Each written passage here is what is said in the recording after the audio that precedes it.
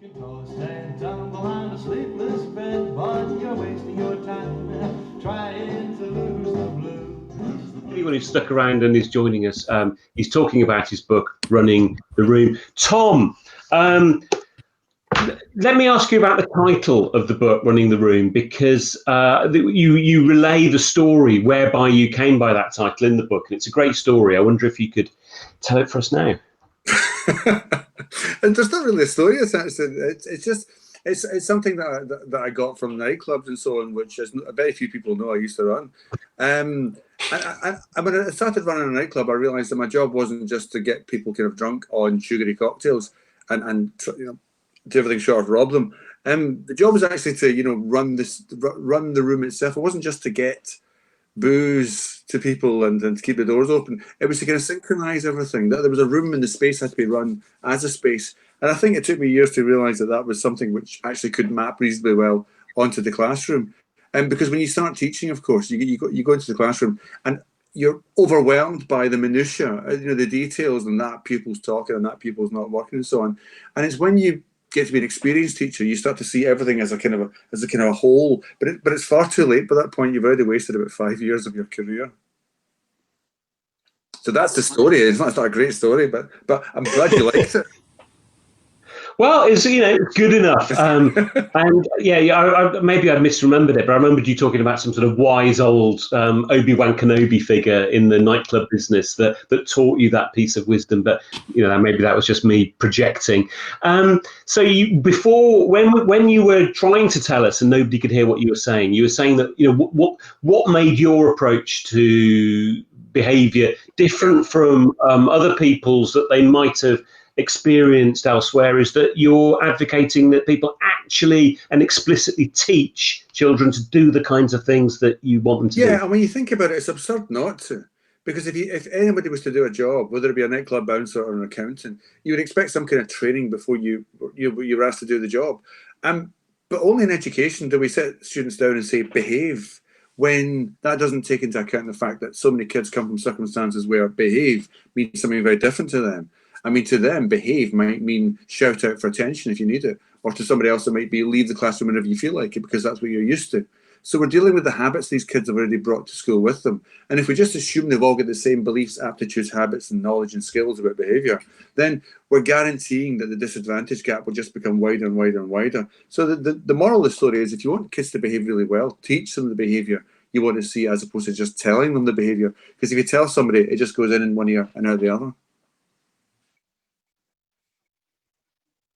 Of a cover teacher, and I don't know if you've done cover, but some of us have in the dim and distant past. And going into a school, and you're talking about knowing the behaviour patterns of what happens in the school and how things are meant to work. A cover teacher goes in and they don't often know that. So how do you envisage the kids should treat the cover teacher when they come in?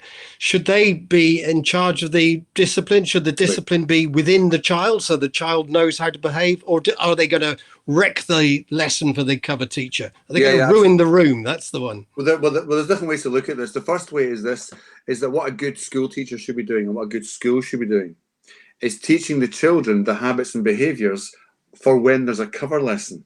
Now, that's something that almost never happens. You should sit the kids down and say, right, I'm going to be away tomorrow. This is what I want to do and this is how I want to behave. And that will at least prompt them and cue them up to behave in that certain way. And also then the returning teacher needs to support the cover teacher by having some kind of liaison or making sure there's some kind of comm system between the two. But I'll tell you a trick I once heard, which really, really helps cover teacher, which is if you can assign individual students in your class roles whenever they enter the classroom, so that one student might be the person who... Hello, hang on. Yes, I can. So the one, well, that's live. So that one student, for example, hands the books out. One student gets the pens, and one student tidies up afterwards, and one student gives them the seating plan. Cover teachers will sing your praises in years to come. Is that okay, Ben? Have you got your gorilla? Ben's got his gorilla now. Just to clarify that for everyone. So that's my theory.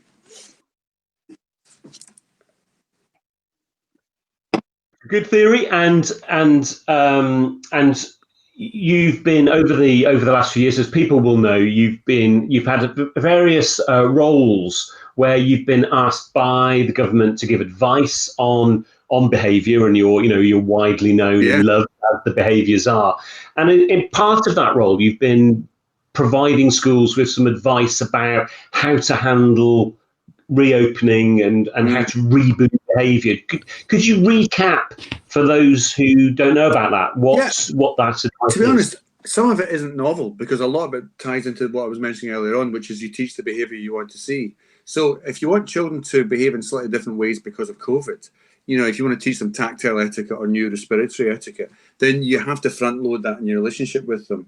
A couple of things that we advise schools to be doing, which is to not assume that children are coming back traumatized, but to assume that they're actually probably mostly pretty keen to be back because of structure, meaning and purpose back in their life. Most kids are hungry for a wee bit of socialization with their friends, but also to be alive to the fact that some children will have been forced to endure toxic circumstances. And so there's a balance to be had, but not to tip into either one too much. Don't assume everyone's okay and don't assume everyone's been, traumatized. And then teach the etiquette, teach the behavior, teach the staff to teach the behavior. Because there seems to be this assumption in schools that staff just know how to do it. They bloody well don't. They want line managers and leaders to teach them the things that are expected of them so they can then teach in turn to the pupils. And finally, there needs to be a follow-up and a follow-through. So whenever somebody challenges the new norms, there has to be challenge back to that. Now, it could be a consequence or a sanction or a reward, but it could just be a pastoral conversation. But the crucial thing is that people have to notice when things aren't normal and then push back on it. Kids can adapt to anything.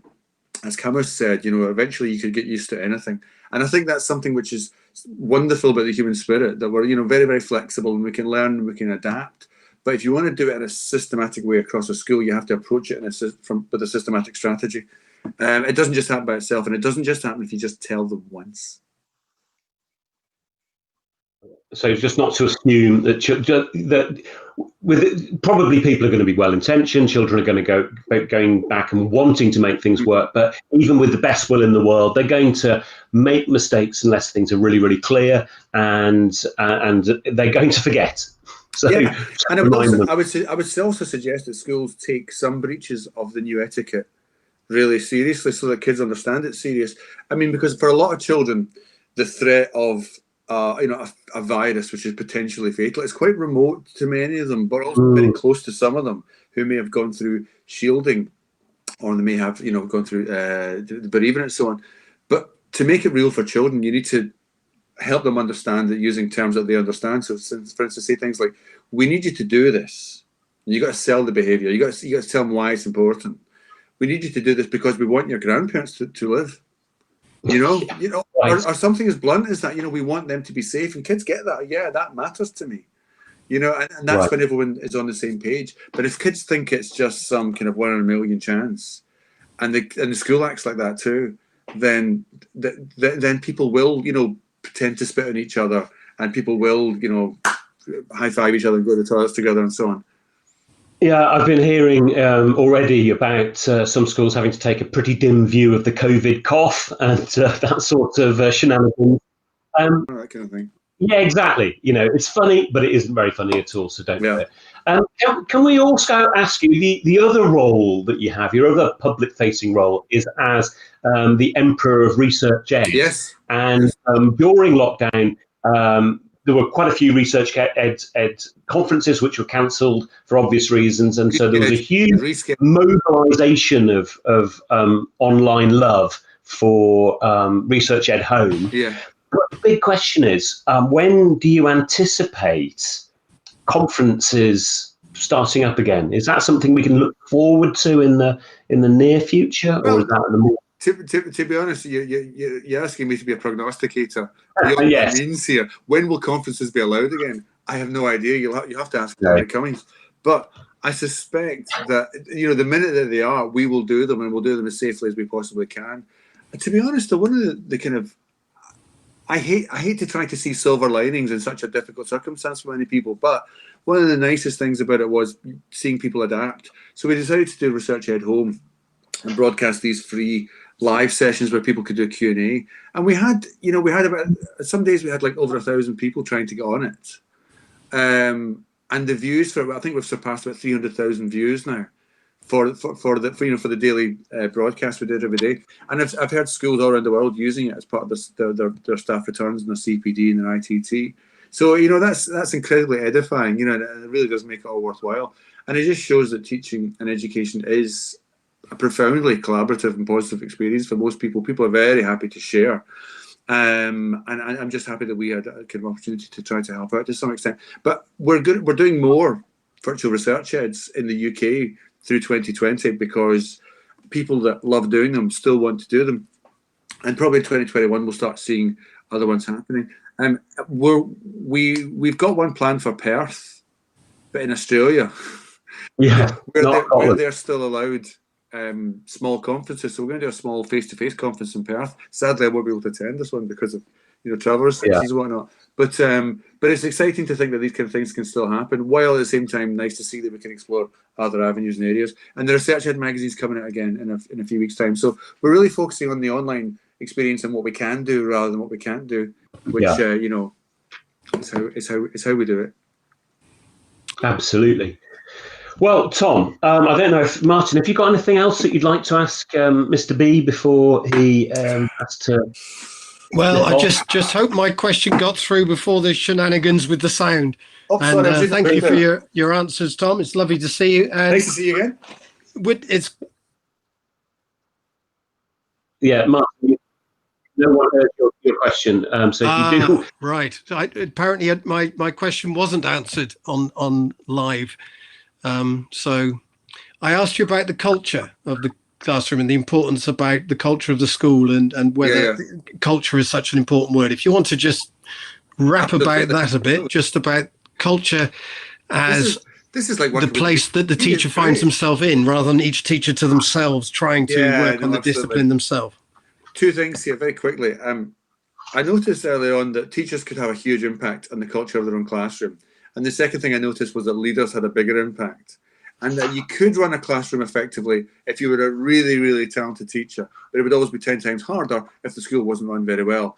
And that ultimately the best way to get well-run classrooms and classroom cultures is for the whole school culture to be moderated by the leadership, because they're the ones that dictate the culture of the corridors, the public areas, the assemblies, the playground, and so on. No one teacher can do that.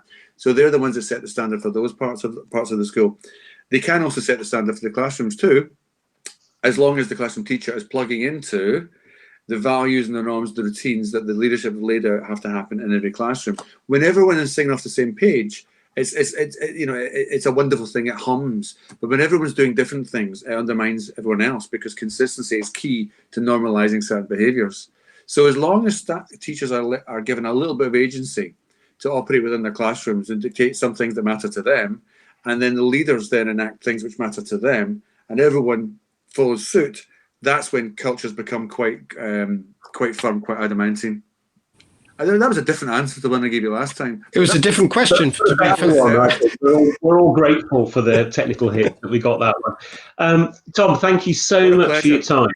This is the book that we've been talking about, Running the Room, published by our wonderful show sponsors, John Catt. And we've got a couple of copies to give away. So no royalties there, I'm afraid, Tom. And what we're going to do is, anyone who subscribes before the end of the weekend, we're going to trawl through whoever subscribed to the channel and find some way. We're not quite sure how we go about this because we're such rank amateurs, but give away copies, and we'll announce on next week's show, if indeed there is a show next week, about who has won the copies of the book. But thanks again, Tom. That was sorry to have wasted your time. So well, the show was called "It's Your Time You're Wasting." You knew what you were signing up for. Bye, guys. Thank you. Bye. See you later. Bye.